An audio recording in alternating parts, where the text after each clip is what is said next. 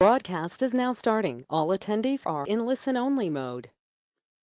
Welcome, everyone. My name is Randy Howell with Trader State of Mind, and I'm delighted to have you here. First, let's take care of some business. Let's make sure you can hear me, okay? If people will go to the question box and type in, yes, sir, I can hear you. Thank you, Mitchell. Thank you, thank you, thank you. Okay, what we're here to do today is we want to find out, something. Why is it that it just gets sticky? You kind of like know this game. You get that methodology, you get the rules down, and you know to trade, and then something happens. Okay? Now, before we get started, also to let you know is I hold questions toward the end. But if you have a question, go ahead and type it in so that it's right there, and we won't have that pause between me saying, are there any questions, and having questions to answer. I'd really appreciate that. So let's get started. Here's the deal, and what is so prevalent, I see this every day, is you go, you know something, I can trade, Randy. I can almost mint money. I'm just really good at it. And then the truth is, I mean, this even happened to me the other day with a client, is that he said, I didn't know. I thought I was still in sim, but what happens, I was really trading life, and I did really well, Randy. I mean, I was trading 5 contracts and all this. It just went really great. And then, after all is said and done, I look back down and says, oh my God, I wasn't in sim. Then he got scared. There's a code here. There's a code here that we need to learn to crack, because a lot of people can trade well until the money is real. And then suddenly there's a missing piece that occurs. And until you grasp that, until you get the difference between live money and play money, you're not going to get the psychological piece that's required for trading. So what I want to do is recognize that it starts with an understanding of the motivations of your brain. Understand your brain was anything but built to trade. And what you're doing is you're taking a brain that was built to do one thing. Its prime directive, survival in the moment, okay? And then understand that bias predates your thinking brain totally. Your thinking brain is a recent arrival, okay?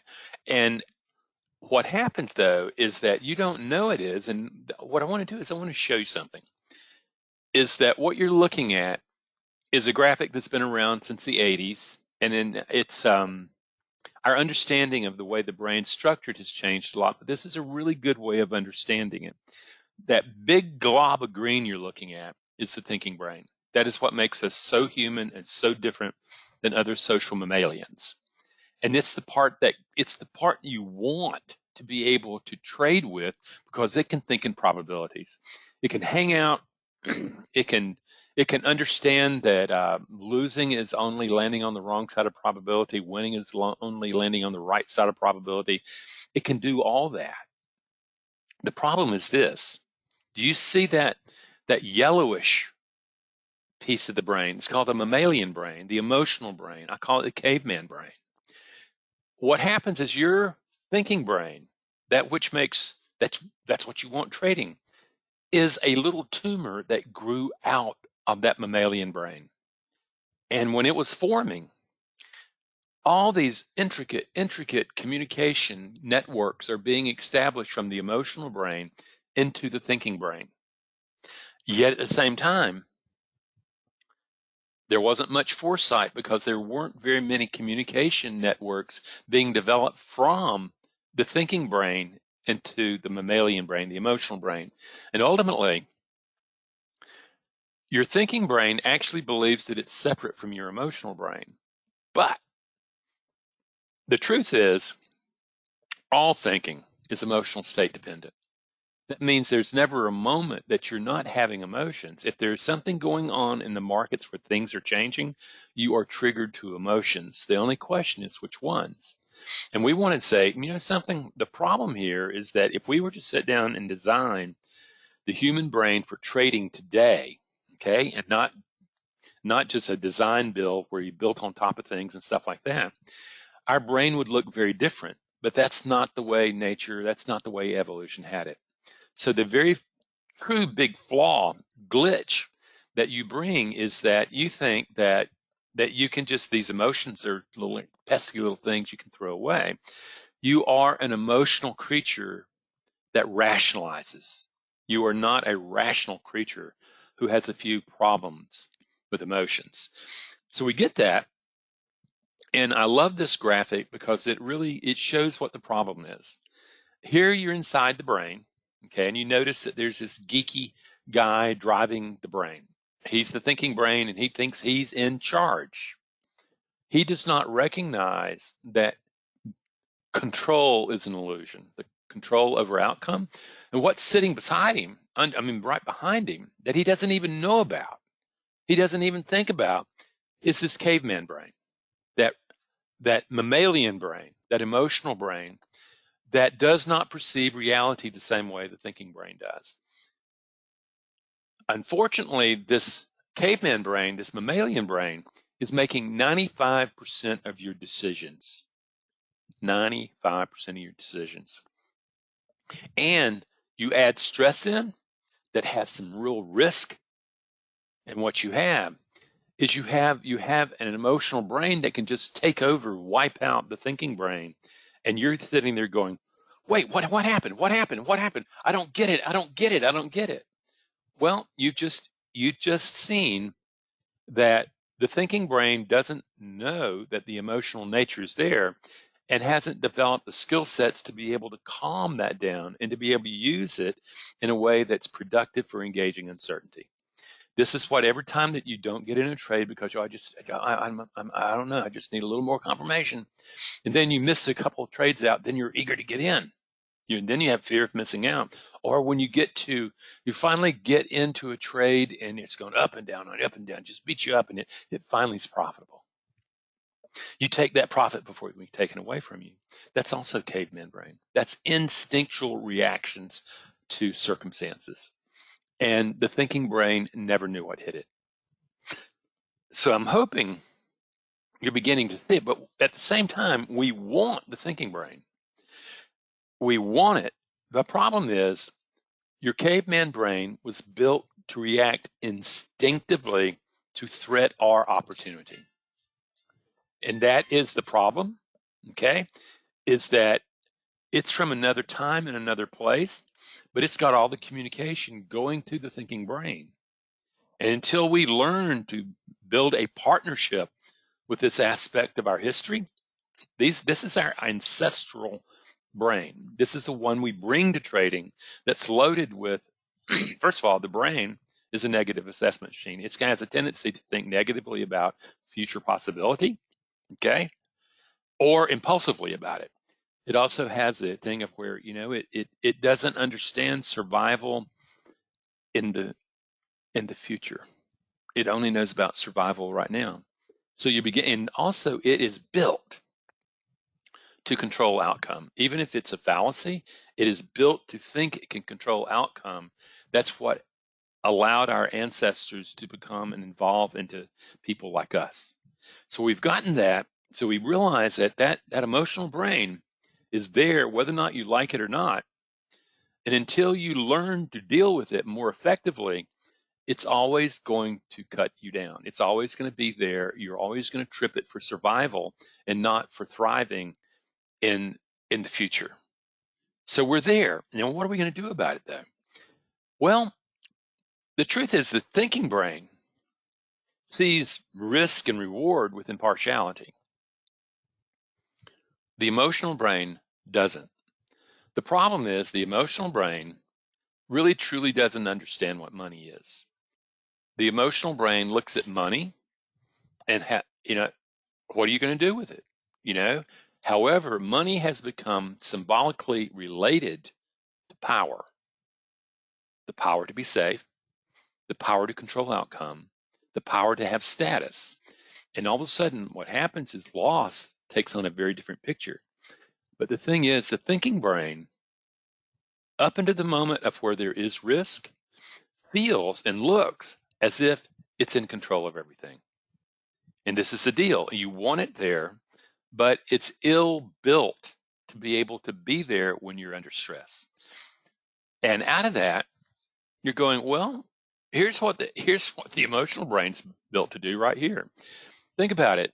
Those big cats, this cartoon actually represents that cat's a saber-toothed tiger, and he's about between 1,200 and 1,400 pounds.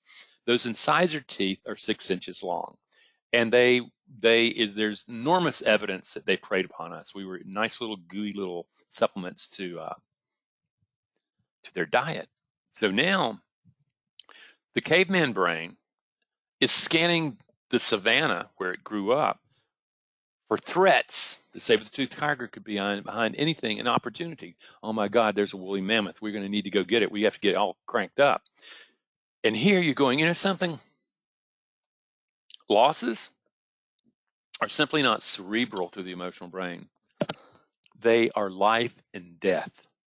And what I want to do is I want to show you a schematic that really gives us a real good idea of what the problem really is. Okay? Now, here it is. We're having problems changing.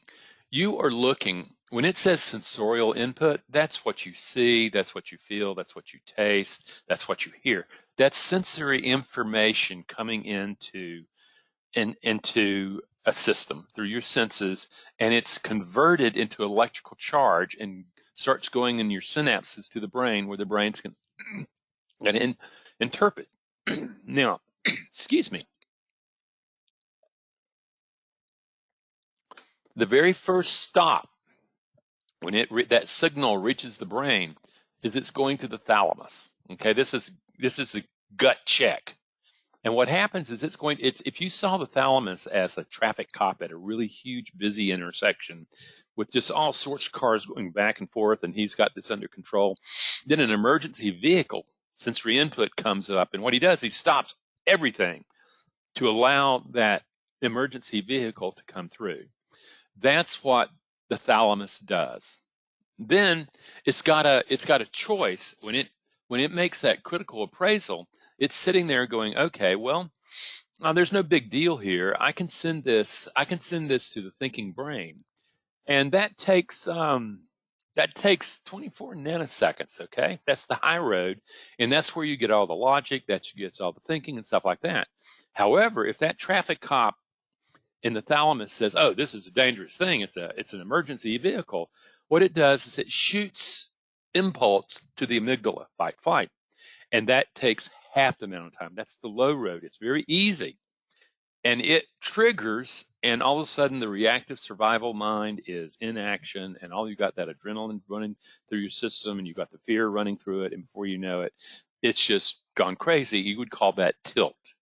Okay, even if both are sent, the good news and the bad news, understand that the bad news is there in half the time and is already in the bloodstream as chemistry, as emotional chemistry, altering the way you perceive. It's already there. But we need the new brain, the thinking brain, the neocortex, because it's got the reason and logic, and that's the probability mind that we need. The problem is, the moment you throw thread in that really has teeth in it, like real capital, okay, is suddenly what happens is that it is prone now to go over and say, "Oh my God, I feel threatened." And again, caveman does not know about, no, this is a psychological threat. It perceives it as a biological threat to its being. Do you see the problem? Until you learn how to interrupt this and to reroute the biology of uncertainty, you're going to continue to lose your trading, because your psychology will fail you under pressure. The psychology is the last part of the mind that figures out anything. If you understood an emotion as a locomotive, okay, the thinking brain, thought, is the caboose. It's just along for the ride. It's making up a story that supports whatever that emotion decides. Then the engineer driving that train, driving that locomotive, that's your beliefs. And what we are really looking at are the beliefs that trigger when you're facing uncertainty, whether or not you can engage that uncertainty successfully or not. And it doesn't lie. That's what happens when you look at your trading account, the health or the not health of it. You're looking at a portrayal of the emotions, the beliefs behind those emotions being projected onto the markets, and you're finding out whether or not those emotions are effective or not right or wrong, effective or not. And that's when, if they're effective, you're going to be extracting more capital out of the markets than you put back in. But if they're ineffective, you're going to be putting in a whole bunch of money back into the markets. Now, so we're seeing this thing and we're going, okay, this is what's going on in my brain, and this is happening somewhere between 3 and 12 nanoseconds. And it takes at least 24 nanoseconds to get to the neocortex where your logic and reason is.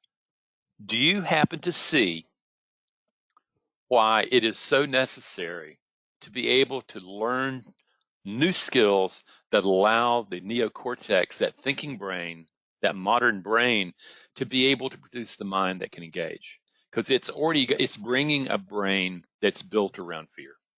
Okay, so now we've got it, and we're going.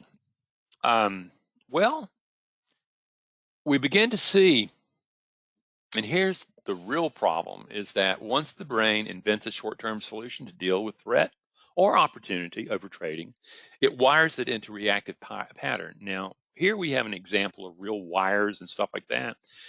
Actually, this would be organic circuits, okay? You would be live wired. And you literally, through your beliefs, you are creating the wiring that fires rapidly. And again, it's already fired, it's already in the bloodstream before the thinking brain even gets knowledge of it. Again, that we have to slow this down, and you can experience this tilt either as a fear where you're scared to get in the trade, or revenge, or overtrading, when you're getting outside of your plan and just, how did I do that? Why did I do that? Because your thinking brain couldn't see it, and you're going to have to learn to be able to do that. Yeah, that's what happens. So the deal is this. How do you, as successful as evolution built your brain to be able to deal with the complexities of even coming into industrial revolution, what happens is that suddenly for trading, the brain that you inherited from history is an evolutionary dead end. And what we want to say is, okay, we know that trading represents a nightmare to the emotional brain. Uncertainty is a threat to its existence. Okay? And you will fight to the death. That's what happens when you revenge trade. And then what happens is that if you overtrade, what's happening is that you're on the plane, you see the woolly mammoth, you get all excited because if you bag that animal, the clan's fed for a month. And you get excited, and you're excited enough to go do something really insane, attack something 10, 20, 30 times your size, and somebody's going to die. At least somebody's going to die. But you get so excited about it that you don't see that you're overtrading, that you're overextending your competencies. So the question is, how do we get out of this? How do we get out of this? What I want to show you in this next slide is where we need to really look. You see that appraisal? That's what that traffic cop is doing. And I want you to notice that first, there's just an event that happens. Then it goes through a quick appraisal in the thalamus. The emotion fires and action happens. So what we have to do is we have to find a way of slowing things down and getting at the appraisal. And a lot of that is instinctive. It's become instinctive. It's become reactive. And we're going to have to take it out of that mode. We're capable of doing this. That's the good news. We have a brain. When you were born, it was remarkably unformed, and it got organized by experience into the brain that you brought to trading. What we want to do is kind of open that back up and say, how do we need to reorganize that brain so that it can work with probability? And that is where it gets interesting. So what we really want to do, though, we want to be able to work with that appraisal. We want to be able to slow it down so that it's not lightning fast on us.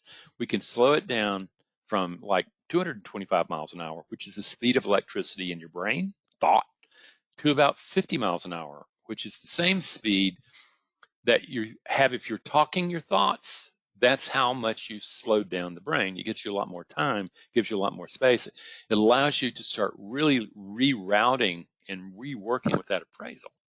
So ultimately, what we're really looking to do is we're looking to recognize a very important fact.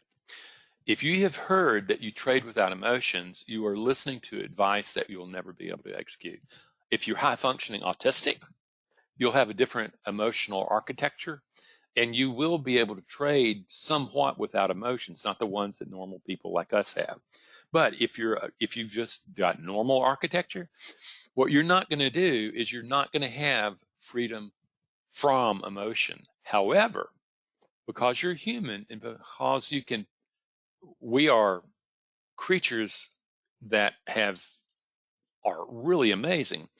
We have the capacity of having freedom of emotion. We know that the emotion itself is a biological action potential that triggers the moment there is a change in status in the markets. So what we're doing is saying, how can I learn to be in charge of the emotions that arise when there is a change in status? Rather than the reactive one that's built around fear, what we want to do is we want to build one that's about approach. We want to be able to look at it. We want to stay calm, cool, patient. So how do we do that? Well, it just so happens we have an answer. Okay? And the main thing is to understand this. Why is this so important? It's this. All thinking is emotional state dependent.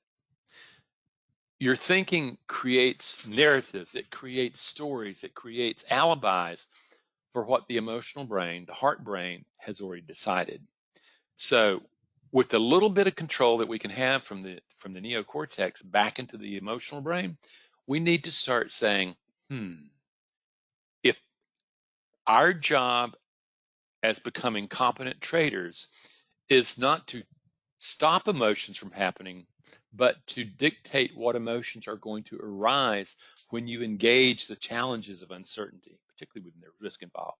That's what we are out to do. And the very first thing that we're going to need to do is we're going to need to learn emotional regulation. I want you to think of a time when you really got excited, you got really scared, you got really angry. And I want you to look at that, and I want you to start noticing the contorted face. I want you to start noticing you're holding your breath, or you're breathing really high. Your breath, the tension in your body, are actually parts of emotion. Through emotional regulation, bellows breathing, diaphragmatic breathing, what you can do is you can interrupt the emotion, say anger or fear, by diaphragmatic breathing, because in anger or fear, you're going to be holding your breath. You're going to be using the top third or sixth of your lungs, and you're starving the brain for oxygen. And you're already at a deficit already. With emotional regulation, with breathing, what you're doing is you are teaching yourself how to breathe in such a way that anger or fear cannot maintain itself, or greed for that matter, okay? And in calm state of mind, what happens is the thinking brain can come back online and can actually do what it needs to do. So that's what we're looking to do. Now, what would that look like? What would that look like? Well, in this schematic, what you're actually looking at, and I want you to practice this and use your nose if possible. I want you to use your abdominal muscles, okay, your belly muscles, and I want you to pull air from the outside into your nostrils, down your windpipe, into your belly. After you fill the belly up, let it rise to your chest, just like here. And then when you release, you let your belly go and let it come back up and the breath go out your nose. So let's just do this a few times, and I want you to see what happens to your mood, okay? Pull air into belly, expand to chest, hold, Release slowly. Let the tension drain, drain, drain, like honey flowing slowly out of a jar until you're loose and limp, loose and limp, like a sleeping baby. Let's do it again. Pull air into the belly, expand the chest, hold, release slowly. Let the tension in your body drain, drain, drain until you're loose and limp, like a sleeping baby. One more time. Pull air into belly, expand the chest, hold, release. Let the tension in your body drain, drain, drain. Now, what do you notice about your mood, about your calmness, about your patience now before you started the exercise? I want you to notice that. Ultimately, breathing and tension are part of an emotion. That emotion starts with understanding that it's a biological action potential that's going to trigger when there's a change in status. And the first thing that happens is the emotion starts arousing. That's getting ready for action. That's all the tense muscles. That's the holding of the breath. And then what happens is it becomes, at some moment, a feeling. That's the chemistry now in the body. It's no longer revving up. The feeling, the chemistry of the emotion is in the body altering thought. Then the other piece is that it has emotional motivation. Attack, avoid, approach.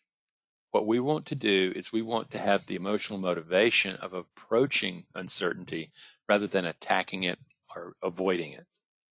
And then below that is meaning, the belief that you hold about your ability to engage uncertainty and do well. The last piece is genetic predisposition that I don't deal with. That's totally past my pay grade. But I want you to notice, okay? I want you to notice what happened when you do this. This is only the first step in the process that we use. And it's not going to, the truth is, it's not going to solve the problem. ER by itself is not going to solve the problem. But if you do not build emotional regulation into your process while trading, you're never going to get to the door of the mind. You're going to constantly get on tilt. You're going to get hijacked. Or you're never going to see why all these things happen. But the thing is when you get to the door of the mind, we need something else there. And that something else is mindfulness.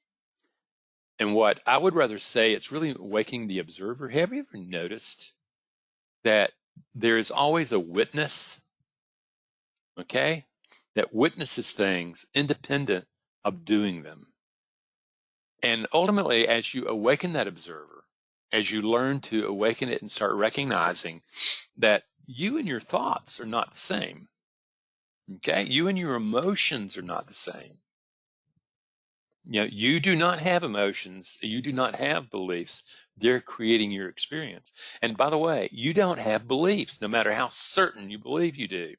What you have are assessments about the world that have taken on the certainty of a belief. But the truth is you believe them because it's just simply the way the body makes sense of things. And now we're going, And when you look at the health of that trading account, you're looking at the results of, guess what? Those beliefs and actions. And, out of that, by the way, for those of you who've never seen me, that's actually me and doing a photograph of what observation would look like, okay?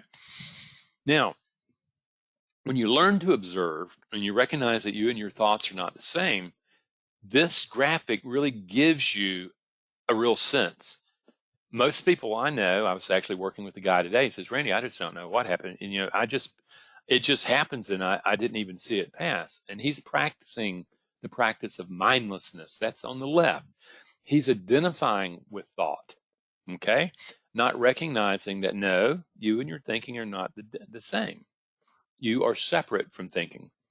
And then on the other side, what you see is a person who's developed observational skills where you recognize that all that talk and stuff is still going on inside the mind, but it's not you. You do not have to, like, oh my God, oh, there's a horrible thoughts running.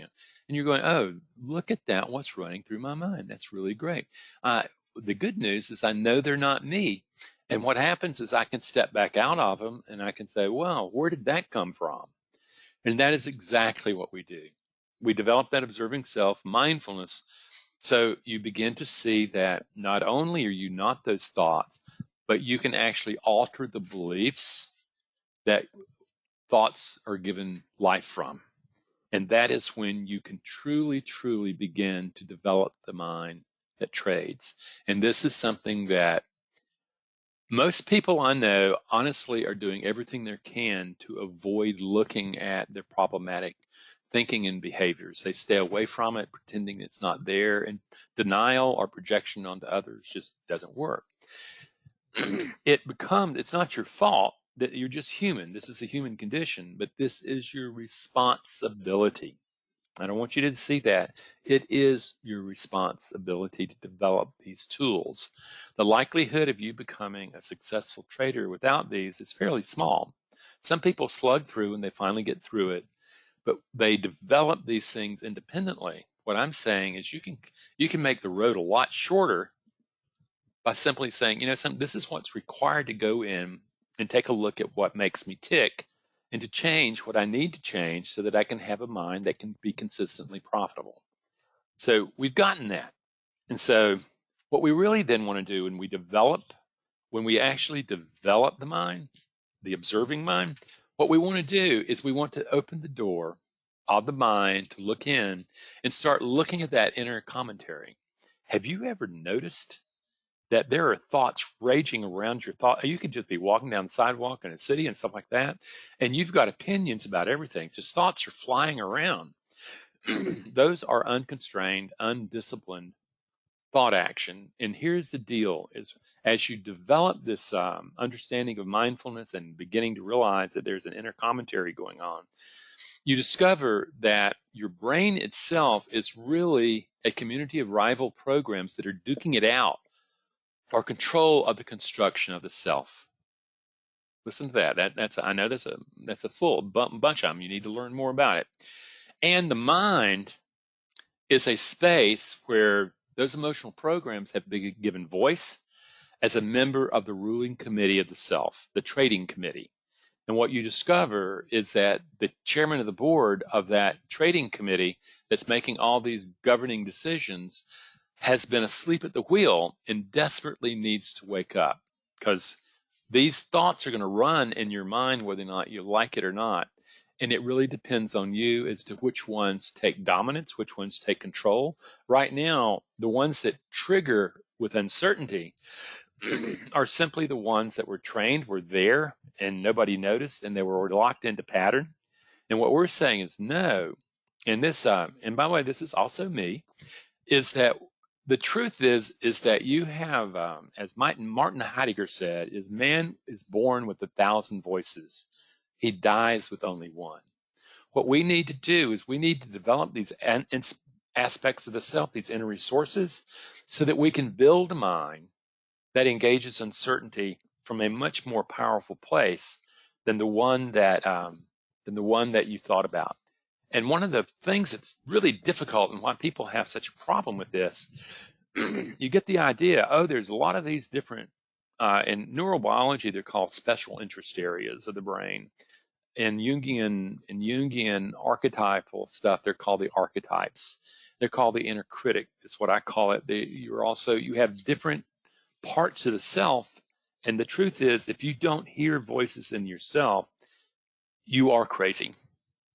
A lot of people don't want to hear voices, and somebody might think I'm crazy. Well, the truth is, if you don't realize how complex it's going on in there, you're a sitting target for parts of the self that are up to no good, the ones that keep blowing up your trading account. So it's really dangerous. And what are you looking for? Well, the first stop is you're going to have to acknowledge there is something that I call the inner critic. That is that part of you that stops you from being your most compassionate, best self. It's the part that judges you. It's the part that criticizes you. It's the part that sucker punches you to get into trades. It has a, come on, get in. You make the money. You can really make money. Oh, God, oh, you could lose. What if you lose? What if you lose? That part. And I have a little picture of him here on the left, and it was actually a drawing, my inner critic. And he, even when trying to draw him, he's saying, you drew me all wrong. But the thing is all of us will either have that judging, and particularly if you come from a high achieving family, that, performance. You have to do better than better. I mean, I have a client who is a veterinarian, and her mom and dad are disappointed in her because they're specialists and doctors, and they see the veterinarian as kind of she could have done better. There's always that high expectation, or things can get more brutal where you never get really cared for without a kind of a deal. Okay, there's lots of different ways that develops, but this is the part that that inner critic is going to have to be confronted, have to be brought back. You have to master that part of the self, and you're going to have to take that orphan part, the one that's shrugging in this thing. You're going to have to build that part of yourself up. Okay, now every time you hesitate, every time you revenge or overtrade, all that stuff, the inner critic's there. And you have this part that's been left by itself, again, the adaptive voice or the inner critic, that really needs help. It needs mentorship. And the deal is whether or not you like it or not, if you're going to build the brain that can trade in uncertainties, you're going to have to become mentor to the brain that you got from history. You're going to have to say, I need to be a mentor to it. I need to develop it. And this is where it gets really, really powerful. Okay, because ultimately, uh, this is um, this is a depiction of monkey mind. This is all those chattering voices going on in the mind all the time. And what you're looking at is me again, believe it or not. Everybody's getting a good look at me today. What you're looking at, though, is a person that's no longer identifying with those elements of the self. You're no longer channeling them into your decisions about trading and maybe in your life. What you're doing is you're finding other inner resources that you can pull forward. This is where your inconsistency happens in your trading, is that you have to learn to recognize a really big thing, that the price of freedom is eternal vigilance about who shows up in the mind to engage uncertainty. Okay? Because if you don't bring the right mind, the one that it can actually deal with uncertainty, and if it takes a loss, it's only landing on the wrong side of probability. It's not something about me. And if you win, it's not about you either. No reason to no reason to no, it's just you landing on the right side of probability. It takes winning and losing to a completely different level, and that's what you're going to have to do. But the noise in the background, it will stop you. And is it why is trading so different than the rest of the living? Right here is that you can get away with a lot of stuff and you don't get splashed on. But in trading, what happens is that your trading account is like instant karma. It's going to hit you, and it's going to reveal time and time again the opportunity for you to look at the beliefs that are driving your performances and to do something about them. As long as you deny it, black swan moments like this are going to happen. If you really truly look at it, your trading account is the only friend you have in your head right now. It is telling you point blank, because in trading, the time compression is so great that you cannot sit there and lie to yourself anymore. You have to go, oh my God, I need to find out what makes me tick, and I need to go in. I need to reorganize it. I need to work through that embarrassment and get to the point where I realize this is really important. If I want to become a successful trader, I'm going to have to reorganize the meaning that I have brought from all these years, from evolution, from my family of origin to circumstances, and I'm going to have to build a different mind. This is how a trader grows, friends. This is how a trader grows. Now, this is where in trading, you have to adjust your responsibility to growth. You're going to have to recognize that there's no fault. Nobody's at fault here. The human brain just is not built to trade. Now, you can say, oh, well, but he made a lot of money. He made a lot of money. A lot of those people who are making a lot of money also are high functioning autistic. Okay. They have a different architecture, emotional architecture than us. And you wouldn't necessarily want to be married to them. And there are other people who have learned to redefine money so that it's no longer a source of their meaning, a source of their mattering, a source of their likability, a source of, whether or not they have respect or not. Money is just simply a tool to be able to organize and to do things with it. Like Richard Branson said, money's for making things happen. He has a very different perception of money. And ultimately, you're going to have to reorganize your beliefs about money, okay, so that winning and losing doesn't make a difference. And you're going to have to reorganize your beliefs about winning and losing. You do not have control over outcome. But what you do have is control over the mind you bring into the moment. This is where you can break the chains of pattern and can create a completely different world. The deal is, in order to get that world out there to work, you're going to have to do the work in there. You're going to have to produce the mind that recognizes that come win or lose, you're okay. As long as money has the ability of holding you hostage about your mattering as a human being, about your worth as a human being, about your likability, your lovability, you're going to be slave to that master. The deal is, what I'm asking of you is to recognize that this is what can be broken. And the change that has to happen is in there, right between your ears. It can be done. It can be done. And it's something where obviously the way we do it is that we teach in this particular image. This is Lord of the Rings, one of my favorite of all time movies. And one of the reasons that I'm so fond of it is that it is built around what is known as an archetypal hero's journey. Everybody in there is struggling. They're struggling against the negative, that the destructive quality of living. And what happens is they come together and they find qualities within themselves. Like Gandalf is the sage. He has wisdom.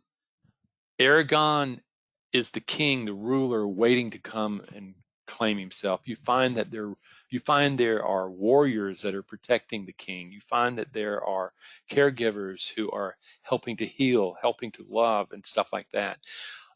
And at the same time, what happens is they have the courage to face their enemy.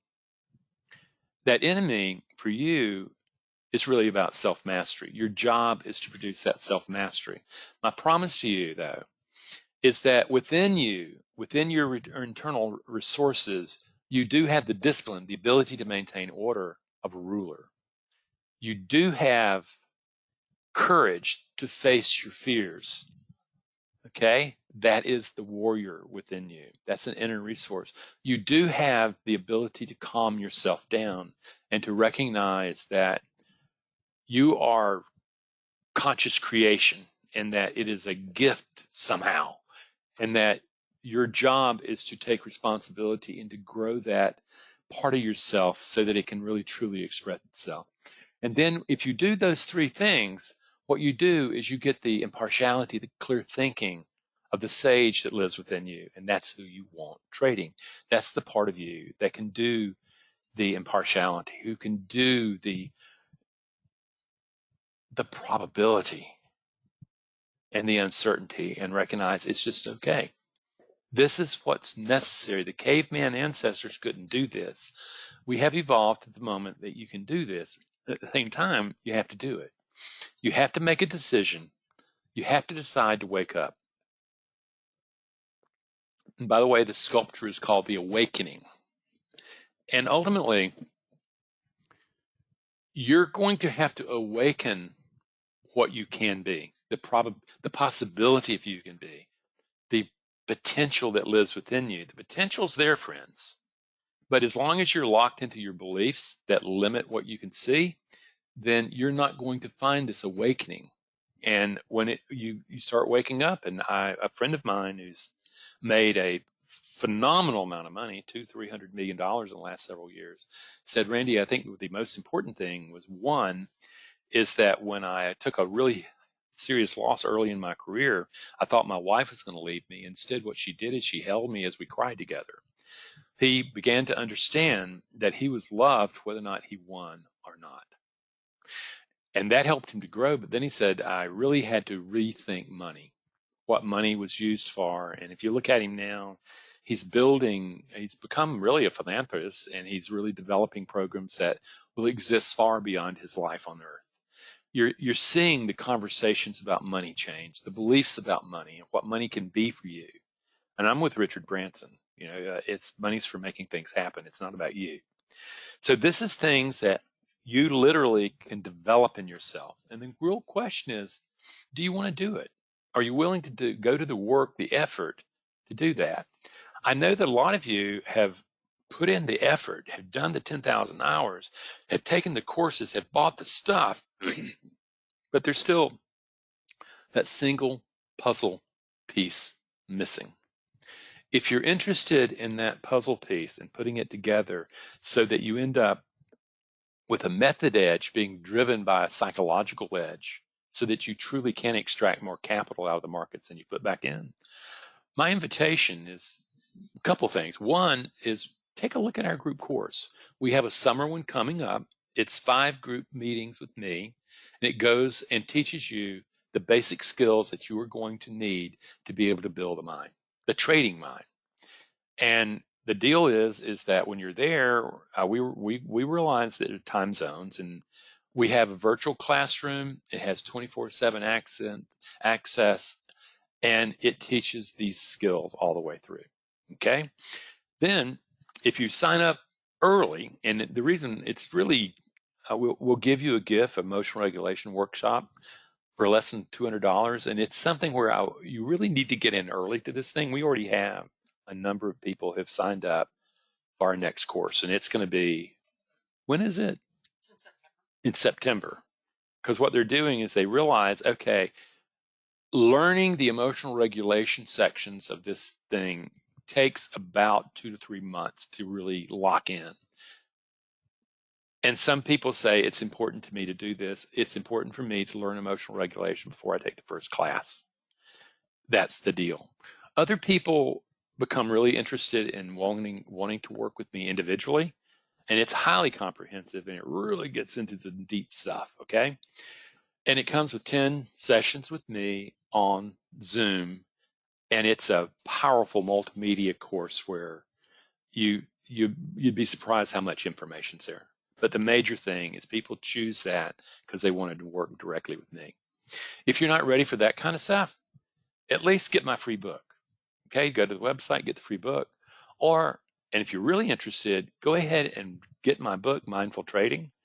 But then why not go to YouTube and watch 200 plus videos that I got out there for you to really dig into this thing and start really looking at what's holding you back. And then you'll also find articles and stuff like that. So there's lots of different ways you can kick a lot of tires. And as you become serious, there is a progressive way of going, you know something? Do I trust this guy to really be able to do this thing? And the truth is that you're going to have to find that. I want you to really engage it, take a look at this stuff, and decide whether or not you're really willing to confront the self, really willing to take the bull by the horns and say, I am the one who needs to reorganize the mind that I bring to trading. That's the missing piece of the puzzle. That's the piece, okay? So I want to tell you, I really appreciate you coming here. And we've already got some questions. And I'm going to shift around with my eyes and try to get this. This is Hugh. How long does it take with practice to move from a survival results mindset to a probability mindset? Well, I'll answer to you this way. I have seen people do that in 2 months. I mean, it just blew me away. I don't like people to do it in 2 months because, what happens is they go through the course in 2 months and I still have another month to concern myself. I've also seen people they never do it. They're really locked into their victimhood. But and what I would say is my success rate is around 30%. You go, well, that's not very high, but if you hit 300 in baseball, you'd be in the Hall of Fame. So the key is that my course, particularly the individual one, lasts between 3 and 4 months. And that really gives you an idea of how long it takes to go in and take deep-seated beliefs and to change them. The group course lasts for 2 months, but what I do is I give you access to the programming on there virtually forever until we stop being what we're doing. So that's not as, I can't pinpoint it other than more than that. It really depends on the two guys who did it in short order. Man, I don't know, those guys were motivated and they were fearless about looking inside themselves. They were very focused. Okay, let's see here. This is John. Oh, good. If you have the available time, please elaborate more on the concept of negative assessment. Will you consider, oh, that's different. Okay, negative assessment. You know that our brain is constantly assessing information coming into, okay? And as that sensorial information comes in, it's converted to electricity, it goes to the brain, and it's assessed. And unfortunately, we have a bias toward negative assessment. And that bias is rooted when our ancestors, our ancient ancestors, were coming down out of trees on the African savanna. They were, 4'5", that kind of stuff. And it just so happens that they were sitting ducks for the big cats, the big bears, and the big dogs, and the canines that were around. And what they did is they developed a way of looking across the savannah and looking at things with a negative intent. There was always, and if you've ever seen anxiety, anxiety is foreboding about the future. Fear is about imminent biological threat. And you can begin to see that worry. What happens is that it keeps us from moving further down the path, but it also keeps us safe.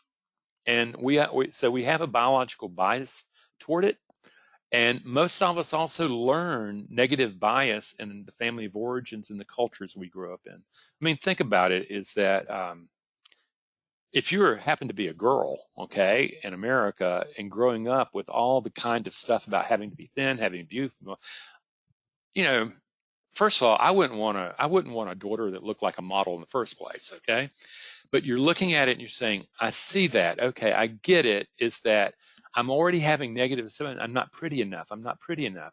And those negative assessments begin to lock us up.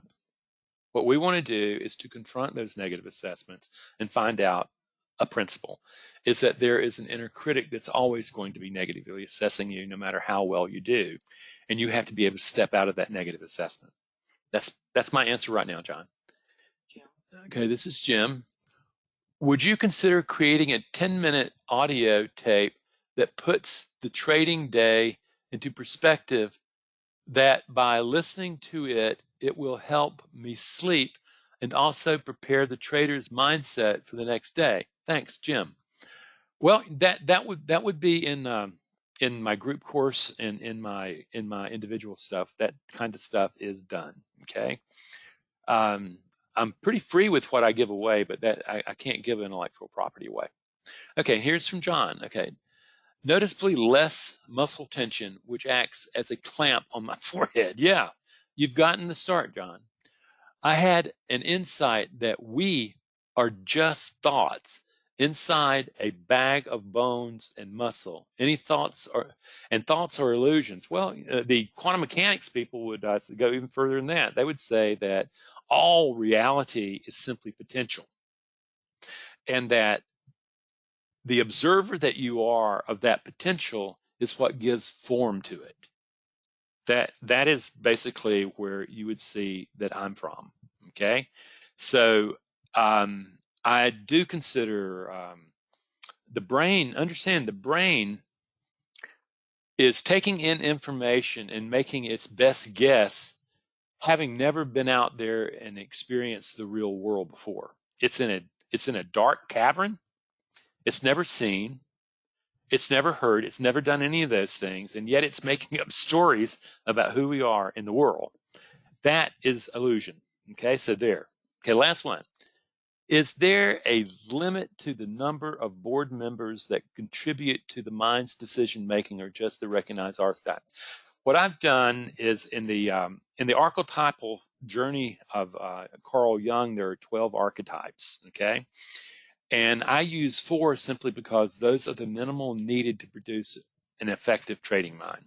But as people grow, there are other habitualized, traitorized traits that do form the archetypes, and there's more. There's definitely more, but even in my individual course, is that I'm not looking to get them beyond these basic 4. These are the basic 4, along with the inner critic and your orphan nature, that can produce the kind of success that you see as possible in trading.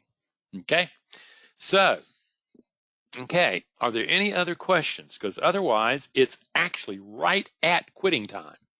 So if there's no further questions, then what happens is I just simply want to thank you for being here. And if I can help you, let me know. Okay, we can talk about it. And the deal is, if you want to talk about the individual course, be serious.